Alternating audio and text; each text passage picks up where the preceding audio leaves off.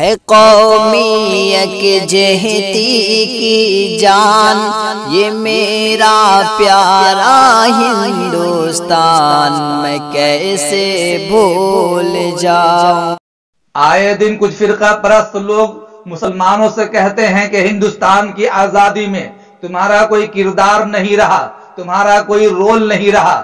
دیش کے ان غداروں سے اور فرقہ پرست گندی ذہنیت رکھنے والے لوگوں کو للکار کر میں کہتا ہوں، اس زمین سے پوچھ، روشن چرخ کے تاروں سے پوچھ، میرا ہر کردار تو فطرت کے نظاروں سے پوچھ۔ جب چمن کے واسطے خونے جگر درکار تھا، کس کا آگے تھا قدم، دشمن کی تلواروں سے پوچھ۔ اور یہ بھی سنو، جو لوگ ملک کے ٹکڑے ٹکڑے کرنے کی بات کرتے ہیں، ان سے کہہ دینا چاہتے ہیں وہ بھی کان کھول کر سن لے، گلشن ہند کو سینچا ہے لہو سے ہم نے، گلشن ہند کو سینچا ہے لہو سے ہم نے، بیج نفرت کے کسی کو نہیں بونے دیں گے۔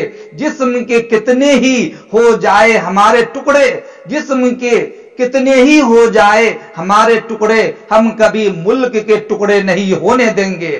اور میں تمام مذاہب کے نوجوانوں سے اور پڑھے لکھے لوگوں سے یہ کہنا چاہتا ہوں کہ لوگوں سنو، یہ جو فرقہ پرست طاقتیں ہیں جو ملک کی سالمیت کو نقصان پہنچا رہے ہیں، ان کو اکھاڑ پھینکو اور محبت کی فضا قائم کرو۔ محبت کی تازہ ہواؤں کی خاطر یہ نفرت کی دیوار ڈھانی پڑے گی۔ نہ کلیوں میں رنگت نہ پھولوں میں خوشبو، نہ کلیوں میں رنگت نہ پھولوں میں خوشبو، نئی فصل گل پھر سے اگانی پڑے گی۔